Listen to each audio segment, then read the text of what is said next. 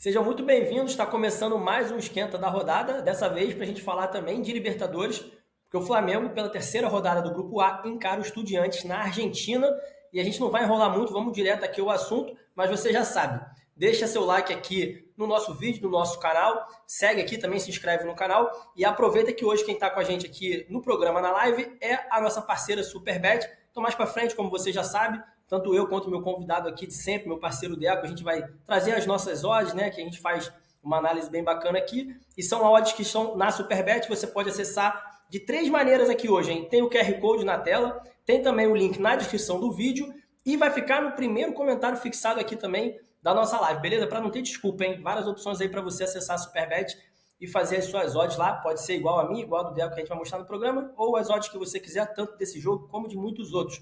Deco, meu camarada, tudo bem? Seja bem-vindo aí, mais um esquenta da rodada para a gente falar do Flamengo que está chegando aí num bom momento, né? Começou muito bem a Libertadores esse ano. Seja bem-vindo, meu amigo. Muito obrigado, Leandro. Agradeço aí mais uma participação no Esquenta da Rodada e agradeço também a todos os espectadores que estão acompanhando aí a gente. Acho que eu estou um pouco animado agora com o Flamengo, né? Acho que de semana em semana a gente vai se animando um pouco mais. E é justíssimo, porque o Flamengo realmente está jogando muita bola, está dando gosto de ver. Então vamos ver se esse futebol aí que está sendo apresentado é o suficiente para, enfim, ganhar do Estudiantes fora de casa. Teoricamente é o jogo mais difícil do grupo e largar com 9 pontos aí nesse primeiro turno da fase de grupos da Libertadores. Exatamente, é um jogo mais difícil do que os que o Flamengo teve até aqui. A gente até vai ver que o favoritismo dessa vez, né? A produção já vai colocar aqui na tela, que a gente também sempre faz no comecinho do programa. Já traz aqui aquela odd básica, né, de favoritismo de cada um dos times. Enquanto a gente vai passando aqui o serviço do jogo rapidinho, o jogo é no estádio Jorge Luiz Rich, né, a casa do Estudiantes em La Plata, nesta quarta-feira. Lembrando que a gente grava sempre um dia antes, então a gente está gravando na terça, o jogo é nesta quarta, 9h30 no horário de Brasília. E a gente vai falar que hoje, né, a gente não faz isso sempre, mas quando o tópico pede, a gente fala. Então hoje a gente vai falar um pouquinho da arbitragem, que é o árbitro chileno Piero Mazza. E o Deco tem esse árbitro como um grande ídolo da vida dele, certo, Deco? Fala aí um pouquinho do histórico dele, por que você gosta tanto do Piero Mazza? Eu comecei gostando do Piero Masi porque ele é lançado pela primeira vez no ano passado ali, numa situação de... Rolou toda aquela situação do próprio Flamengo Estudiantes no Maracanã, em que o Plata sofre uma falta, o juiz marca a falta do Plata, dá um segundo cartão amarelo para ele, expulsa, e aí, não à toa, depois anularam o cartão do Plata. E aí, quem foi o juiz do segundo jogo desse confronto foi o Piero Mazza, na derrota do Flamengo para o Estudiantes por 1-0. Mas ali foi uma arbitragem sem problema nenhum, acho que nenhuma polêmica, assim. Ele conseguiu lidar bem com toda a pressão que tinha sobre esse jogo em cima da arbitragem pelo que aconteceu na ida. Só que depois ele foi acionado de novo para apitar um jogo do Flamengo, só que dessa vez o Flamengo e Racing, que foi 0-0 na volta da semifinal, um jogo que o Flamengo se classifica, mas se classifica jogando praticamente um tempo inteiro com a menos.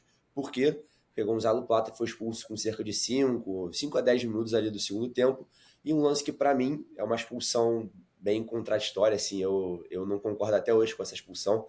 É um lance que o Plata sofre uma falta do Marco Rojo, zagueiro experiente argentino, e aí o próprio Rojo puxa o cabelo do Plata assim por trás, e aí o Plata dá chega para lá assim, um tapinha de nada, que é na perna do Rojo, e aí obviamente ele, como um bom argentino, simula que foi não vou nem falar a região aqui, né, mas que acertou onde não deveria, errou no chão, e não é nem o árbitro que vê esse lance, né, é o quarto árbitro que vê, fala pro árbitro que vai lá e expulsa o VAR para mim de forma incorreta, não chama para revisar, porque para mim foi um exagero total, assim, essa expulsão, e quase colocou o teatro da Libertadores a perder, né, então acho que eu não gosto muito desse árbitro, não.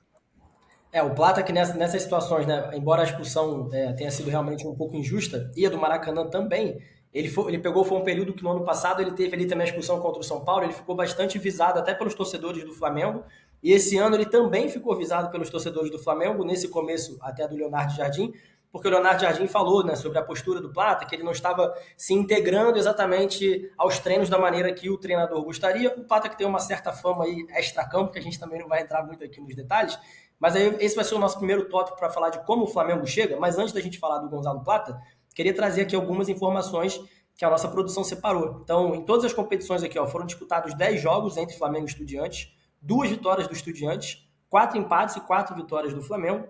E na casa do Estudiantes, que é o local onde acontece o jogo dessa quarta-feira, foram 5 jogos, com 2 vitórias do Estudiantes, 2 empates e apenas 1 vitória do Flamengo. Ou seja, as 2 vitórias do Estudiantes nesses 10 confrontos foram jogando em casa, o que mostra, né, como o Deco já falou aqui, é um jogo complicado, não é um jogo que tem altitude como a do Cusco, mas que é um time muito inferior tecnicamente. Também não é o Independente Medellín jogando no Maracanã, né, que o Flamengo era muito favorito. Então o Flamengo tem totais condições de vencer o jogo, mas naturalmente vai ser um joguinho um pouco mais complicado. E aí outros dados aqui, antes da gente entrar nas nossas análises. O Flamengo ganhou 7 das últimas 10 partidas fora de casa, então isso também é muito importante. O Flamengo está conseguindo se impor também longe do Maracanã. E o Flamengo marcou primeiro em 5 das últimas 6 partidas fora. E essa aqui é até uma informação legal, porque o Flamengo tem feito muitos gols no começo dos jogos, né? A gente até tem a estatística aqui, né? Dos sei lá quantos jogos do Leonardo Jardim, em 9 o Flamengo marcou antes dos 20 minutos. Em outros 5 o Flamengo marcou antes dos 10. Então o Flamengo é um time que começa muito bem. E aí, Deco, eu já queria começar te perguntando sobre isso. Primeiro, para você falar um pouco sobre o Plata, esse momento que ele vive, né? Ele voltou a ser um titular com bastante importância no sistema do Leonardo Jardim. Ele vem jogando com bastante regularidade depois do pito público, né? Digamos assim, que o Leonardo Jardim deu nele. E o Flamengo também com essa nova cara, que é um time que começa com muita intensidade e procura abrir o placar rapidamente nas partidas. Então, fala um pouquinho dessas duas situações para a gente começar aqui a aprofundar mais sobre o Flamengo. Começando pelo Gonzalo Plata, assim, eu vejo muita gente falando que o Plata realmente melhorou com o Leonardo Jardim e tudo mais. Eu discordo, acho que o Plata já era esse jogador com o Felipe Luiz, independente do extracampo, assim. A gente pode discutir se o Felipe passava muita mão na cabeça dele e tudo mais, isso é uma outra discussão, mas acho que dentro de campo, o Plata Eu pelo acho, menos sempre... Oi? eu acho que passava a mão na Não, que cabeça dele. Eu passava. acho. Eu Sim. também acho, mas eu acho que dentro de campo, assim, o Plata sempre entregou, sabe? Nunca foi falta de dedicação ali dentro ou tudo mais. Eu acho que ele tem uma clara deficiência na tomada de decisão, seja para finalizar ou aquele drible a mais, aquele passe errado. Mas eu também acho que se ele conserta isso, ele é um jogador de calibre para futebol europeu. Não acho que ele não deveria nem estar no futebol brasileiro, porque, cara, é um jogador muito diferente, assim, do que a gente vê no nosso cenário. Só que é isso, eu acho que na parte mental ali, anímica, fez uma diferença o fato de chegar um treinador e falar na cara dele, olha, se você não mudar, você tá fora. Ele inclusive chegou a ficar de fora de uma relação por conta desses problemas extracampo. Tem toda a confusão, que ele parou de seguir o Flamengo no Instagram, apagou as fotos com a camisa do Flamengo e tudo mais, mas a princípio isso tudo foi contornado agora. E é isso, vive um ótimo momento, voltou a desempenhar bem. E é uma arma do Flamengo não só para esse jogo, mas para todos os jogos. Assim, eu acho que ele pode-se dizer que acho que o Plata hoje em dia é titular absoluto do Flamengo, assim, na minha visão, e eu acredito que na visão do Leonardo Jardim também. Cara, eu concordo e eu acho também que, além desses fatores que você falou, ele tem uma entrega física e tática também que é muito importante para a equipe, né? Porque ele, apesar dessas questões extracampo, né, que foram faladas e tudo mais, ele é um jogador que sempre correu muito, né, durante os jogos, ele tem uma intensidade, ele realmente faz o vai e vem ali na ponta direita, geralmente que é o lugar que ele mais atua, sempre com muita eficiência, né? Então ele também tem esse papel tático que é muito importante e o Leonardo Jardim conseguiu resgatar isso, né? Exatamente. Isso. Acho que eu não sei. Acho que ele conseguiu resgatar num curto prazo ali, onde talvez o Plata no final da temporada passada deu essas vaciladas aí e tudo mais. Mas é isso. Tipo, eu nunca tive essa mentalidade de, cara, Plata tem que sair do Flamengo, é um jogador que não é útil, que não serve. Acho que mesmo na época que ele estava gerando alguns problemas pro clube, sempre cheguei ele como um jogador que valeria a pena, enfim, insistir e dar uma apostada. E eu acho que está comprovado agora que realmente, se ele estiver com a cabeça no lugar, é um dos melhores jogadores do futebol brasileiro, assim, na minha visão. Mas falando um pouco mais sobre o Flamengo, assim, a gente acha que cada vez vê mais do time do Leonardo Jardim, jogo a jogo ali, da característica que ele quer impor ao time, que é um time que, quando tem a bola, busca sempre ser muito vertical. Se o Flamengo, com o Felipe Luiz, gostava de dominar o adversário a partir do controle da posse, de aquela marcação com a bola, né, que a gente diz. Esse do Leonardo Jardim não faz tanta questão de ter a bola mais que o adversário e tudo mais. A questão quando tem ela, o objetivo é um só: andar para frente, fazer o adversário andar para trás, ir em busca do gol. E tem dado certo, né? Tem dado certo por um lado, que é esse lado que o ataque do Flamengo tem estado, na minha visão, impecável, assim. Jogadores muito bem individualmente, muitos mecanismos interessantes para fazer o adversário, enfim, ter dificuldades para marcar. o Flamengo está conseguindo performar, seja jogando contra times em bloco baixo, em bloco médio ou em bloco alto. Isso é muito importante agora. Esse estilo de jogo deixa o Flamengo um pouco mais exposto do que era com o Felipe Luiz, né?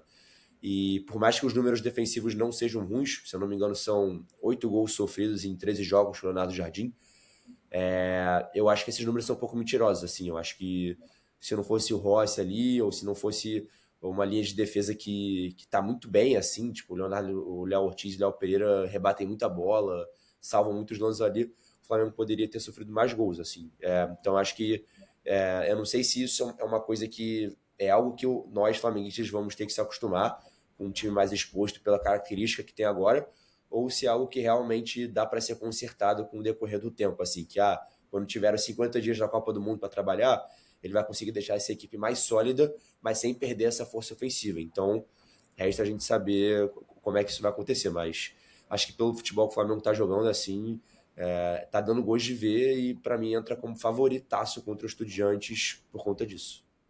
Eu acho que nisso que você falou, principalmente na parte defensiva, que o Flamengo tem sofrido um pouco mais, e tem mesmo, eu acho que tem o aspecto do treino, mas também tem uma questão de adaptação, porque é uma mudança muito brusca da maneira de jogar. Então, talvez depois, claro, com um pouco mais de treino, com um pouco mais de tempo para os jogadores também assimilarem essa nova forma, talvez o Flamengo possa sofrer um pouco menos. Vou passar aqui agora para uma nova dinâmica, que a gente costuma tentar trazer a escalação do Flamengo, mas é muito difícil, porque como a gente grava diante do jogo, não tem ainda tantas informações, a escalação do Flamengo já não vaza mais como vazava em outros períodos, né? O que o treinador está fazendo ali nos treinamentos, então fica um pouco difícil. Então hoje a dinâmica é a seguinte, eu e o Deco, a gente vai tentar aqui, tentar não, a gente vai fazer, na verdade, a nossa escalação. Não é exatamente o que a gente acha que o Leonardo Jardim vai fazer, mas é o que a gente faria se a gente fosse o treinador do Flamengo. Mas antes da gente entrar na dinâmica, já sabe, né? Deixa seu like, se inscreve aqui no canal e também aproveita aqui as odds da Superbet de hoje. Você pode escanear o QR Code que está na sua tela ou pegar o link na descrição aqui do vídeo para aproveitar o cupom Jogo a Jogo e também o primeiro comentário aqui do vídeo que está fixado para você entrar lá na Superbet, beleza? Que é a nossa parceira aqui do episódio. Ô, Deco, vamos começar fazendo o seguinte, vamos por setores que eu acho que vai ser mais fácil. Para a gente também não perder muito tempo, que a gente ainda tem que falar das nossas odds e trazer aqui os nossos palpites. No gol, eu acho que a gente não vai ter novidades, deve ser o Rossi, e eu também iria com o Rossi mesmo aqui, né? Acho que não é hora para brincar e testar o André, não, né? Tirar o Rossi em jogo de Libertadores deve ser pecado, porque Pecado. ele foi o principal jogador do título do ano passado, então tem que estar em todos os jogos. Perfeitamente. Na defesa eu também vou sem mudanças aqui, vou com o Varela, que está num ótimo momento, Léo Ortiz, Léo Pereira e Alexandro, força máxima, tá de acordo? Estou de acordo. No meio-campo, manteria novamente ali a dupla, né? O Everton Araújo com o Jorginho. E pra mim, tá? Eu hoje, se fosse o treinador, mesmo quando o Pulgar estiver à disposição, eu não voltaria com o Pulgar titular, eu manteria o Everton. Acho que ele tá jogando muito bem. Então, pra mim, aqui nesse jogo, Everton Araújo e Jorginho, já que não temos o Paquetá, no caso, né? Então não tem essa opção. Também tá de acordo aqui com os dois primeiros homens de meio campo? Estou de acordo com a escalação para amanhã, no caso, né? Mas eu acho que a Everton Araújo, por mais que esteja jogando muita bola, não é o meu titular da posição. Eu queria muito ver Jorginho e Paquetá jogando ali juntos. Também. E eu acho que a Everton Araújo entraria como aquele 12º jogador ali, né? Pensando que o Jorginho já tem mais idade. Acho que na minha cabeça a Everton Araújo passou o Pulgar na fila. Isso para mim é indiscutível. Estamos de acordo. Agora, eu acho que acho que o Flamengo, o Leonardo Jardim tem a obrigação de ao menos testar Jorginho e Paquetá para ver se dá certo. Porque são dois jogadores que não podem sair do time. Então, e eu acho que como a dinâmica dos pontas está funcionando muito bem hoje, eu não acho que dá para mexer ele também. Então, é aquilo. Se ele mantiver Everton Araújo e Paquetá, Everton Araújo e Jorginho, não vou também arrancar meus cabelos e, que absurdo, mas eu acho que a gente tem que pelo menos fazer esse teste, porque são dois jogadores extra classe, né? Que podem fazer uma dupla de volantes que, pô, acho que eu não consigo nem dizer o que eu espero desses caras jogando juntos. Sim, para esse jogo o Flamengo também tem à disposição, né? O De La Cruz e o Saúl, que voltou recentemente de lesão, talvez ainda não consiga jogar uma partida inteira, e o De La Cruz, esse sim, ele foi poupado até no último jogo contra o Atlético Mineiro pelo gramado sintético, então na teoria poderia até pintar como uma surpresa aqui, mas como eu falei, essa é a escalação que eu e o Deco a gente gostaria de colocar em campo. No ataque aí sim a gente tem várias opções, eu fico com uma grande dúvida se eu começaria esse jogo com a Arrascaeta ou com o Carrascal. Porque ao mesmo tempo que é um jogo muito importante, decisivo, no domingo tem o clássico contra o Vasco, que é um jogo que obviamente é bastante pesado e o Flamengo precisa da vitória para continuar a perseguição ao Palmeiras no Brasileirão. Então talvez aqui eu pensaria no Carrascal, porque ele também não vem jogando no Brasileiro pela suspensão, e aí talvez tentaria segurar pelo menos a Arrascaeta ali os primeiros 45 minutos, talvez os 15 do segundo tempo, e depois, no caso de uma necessidade, ele entraria no decorrer do jogo. Tu pensa a mesma coisa ou tu viria com a Arrascaeta e vambora? Não, eu entraria com o Carrascal e eu já vou adiantar. Para mim, eu entraria com o time inteiro considerado titular de hoje em dia, menos o Arrascaeta. Eu colocaria o Carrascal mesmo, muito por conta do clássico que tem no contra o Vasco, se não me engano, no domingo. E até porque, se você pensar, o Arrascaeta já tá vindo de alguns jogos seguidos, né? Ele não começa o jogo contra o Vitória, mas ele entra no intervalo, então são 45 minutos. E acho que até pela característica do jogo, assim, acho que o Estudiantes vai tentar transformar o jogo num duelo muito físico, assim, e a gente sabe que o Arrascaeta, por mais técnica que ele tenha, ele não é esse jogador físico de dividida, de trombada. E o Carrascal acho que consegue se adaptar melhor a esse tipo de duelo, assim. Então eu já estou adiantando que eu deixaria Lino, Plata, Pedro, só trocaria o Arrascaeta pelo Carrascal mesmo. Mas claro que se dependendo de como o jogo decorrer, se precisar, vai ter que acionar o Arrascaeta, né? Então Sim, não tem jeito. Então, ó, fechou aqui porque eu estou de acordo também com o Deco, não mexeria mais no setor ofensivo, até porque os jogadores que têm começado, né, o Lino, o Plata e o Pedro, estão muito bem, e os reservas não estão num momento tão bom assim, alguns deles, né, como o Luiz Araújo, o Cebolinha, né, o Bruno Henrique até que tem jogado bem, voltou a participar de gols, mas também não mexeria aqui. Então, para a gente fechar aqui a nossa escalação, então seria Rossi, Varela, Léo Ortiz, Léo Pereira, Alexandro, Everton Araújo, Jorginho e Carrascal, Plata, Samuel Lino e Pedro. E agora vamos falar rapidinho aqui do Estudiantes também. O Estudiantes que vive um bom momento, vem de 5 jogos aí sem derrota em todas as competições, né? São 3 vitórias e 2 empates. Lidera o grupo dele no campeonato argentino, né? Já são 15 jogos, tem 8 vitórias, né? Então está liderando inclusive à frente do Boca Juniors. O Estudiantes que trocou de técnico no começo do ano, ali em fevereiro, que o Eduardo Domingues era o treinador, e veio para o Botafogo, e entrou o Alexander pro Medina. Atlético, pro Perdão? Atlético, pro Pro Atlético. Atlético, perdão. Pro Atlético Mineiro. E agora entrou o Medina. Ô, Deco, como é que você imagina que o Estudiante vai endereçar ou vai entrar nessa partida?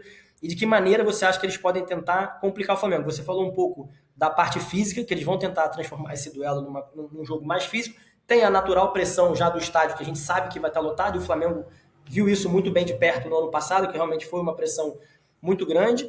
Mas como é que você imagina que o Estudiante venha tentar complicar a vida do Flamengo nesse jogo? Eu acho que ele vai usar a mesma estratégia que ele usou nas quartas de final da Libertadores do ano passado, muito desse duelo físico, o jogo de transição, botar muito o atacante para disputar a bola no alto e tentar ganhar a segunda bola. Isso deu muito certo quando o Flamengo perdeu por 1-0. Acho que foi um jogo que o Flamengo foi até meio dominado assim pelo Estudiantes por conta disso. Mas a gente tem que entender que é um time diferente. Como é um time que não busca mais ter tanto esse controle da bola, eu acho que é um time que está mais acostumado a não ter ela. Então eu acredito que se o Estudiantes vier com essa mesma estratégia, vai acabar dançando, vai acabar pagando pato, porque se deu certo daquela vez porque o Flamengo não tinha bola e o Flamengo não sabia muito bem o que fazer quando não tinha essa bola, agora o Flamengo já sabe, o Flamengo já tem mecanismos para aplicar caso o adversário tenha mais a bola, tente te empurrar um pouco para trás. Então vai ser curioso, assim, porque eu acho que se eles adotarem a mesma estratégia, que eu acho que eles vão, do último confronto de Flamengo Estudiantes, vai acabar tomando. Eu acho, É, assim, eu acho, porque. eu acho que até você falou essa questão do Flamengo conseguir machucar, né? E até o jogo contra o Atlético Mineiro me chamou a atenção, porque você falou também muito da verticalidade do Flamengo com o Leonardo Jardim, que realmente é uma característica, mas contra o Atlético, o Flamengo também mostrou que consegue, já começa a apresentar outros mecanismos, outras maneiras de atacar e machucar os adversários. Então, o primeiro e o segundo gol foram gols mais verticais, né? O segundo até foi basicamente uma jogada individual do Plata, que ele pegou a bola no meio campo e saiu levando até Sim. a entrada da área para finalizar. Mas os dois últimos gols foram jogadas, né? O terceiro gol do Arrascaeta e o último do Pedro foram jogadas muito bem trabalhadas, né? Os jogadores se aproximando, fazendo associações e ultrapassagens. Então, isso também está muito interessante de ver no Flamengo do Leonardo Jardim. Agora, deixa eu partir aqui para a gente já falar dos nossos palpites.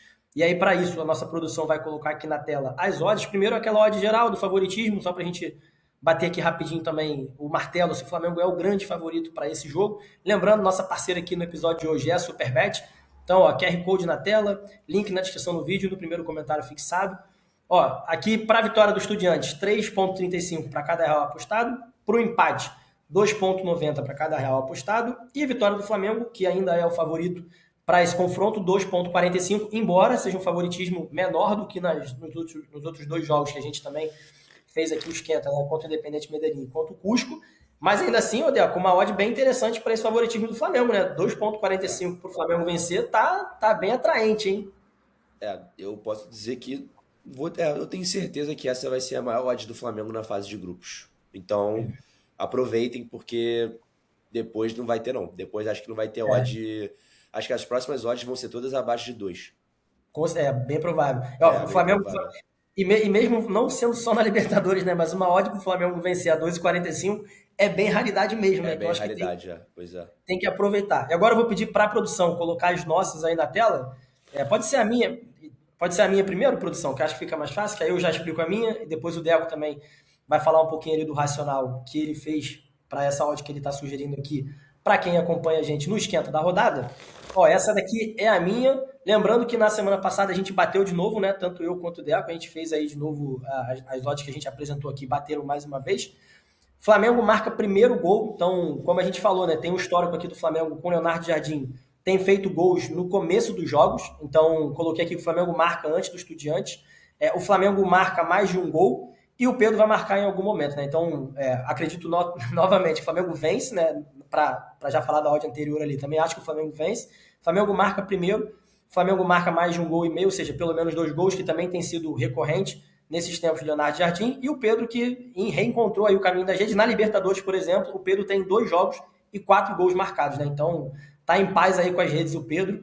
E essa odd, se você aqui, ó, ela tá com retorno de 4,25, a produção via falando que eu era conservador e tudo mais, ó, trouxe aqui uma odd hoje que tá acima de 4.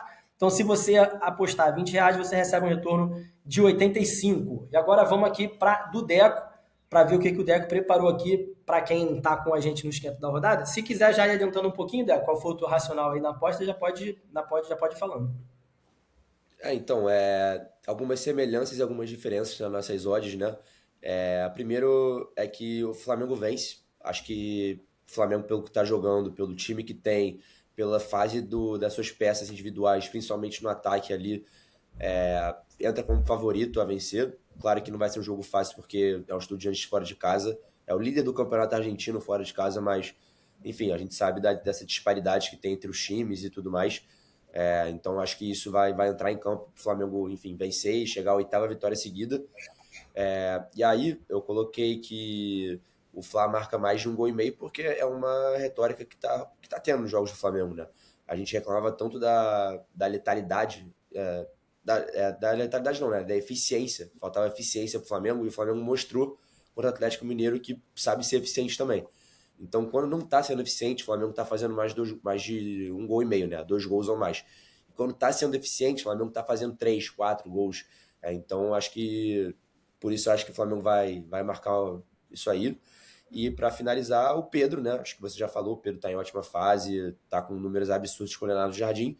Só espero que o Leonardo Jardim não nos surpreenda novamente, como ele surpreendeu na primeira e na segunda rodada da Libertadores, não colocando o Pedro.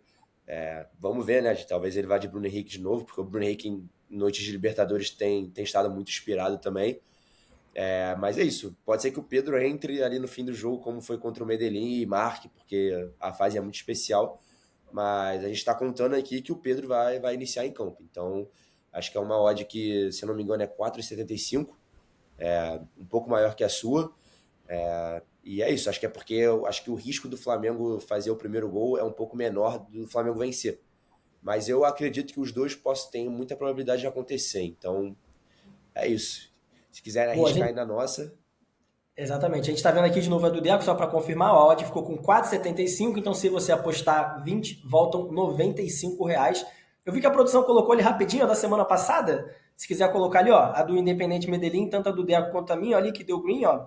Então na do Deco você recebeu, se você foi com a gente aqui no caso, né, você recebeu um retorno de 55,60, que era o Flamengo vence os 2 tempos e o Pedro marca, e a minha era o Flamengo vence, o Pedro marca, e um total de pelo menos 2 gols aí do Flamengo, né? Então, na semana passada, quem veio comigo com o Deco, ó, tirou onda e se deu bem pra caramba. E aí, se você quiser vir com a gente de novo, ó, tá vendo que o nosso aproveitamento na Libertadores é bom aqui, hein? Então, quem quiser vir com a gente, tá mais do que convidado, nossa parceira Superbet aqui no episódio de hoje.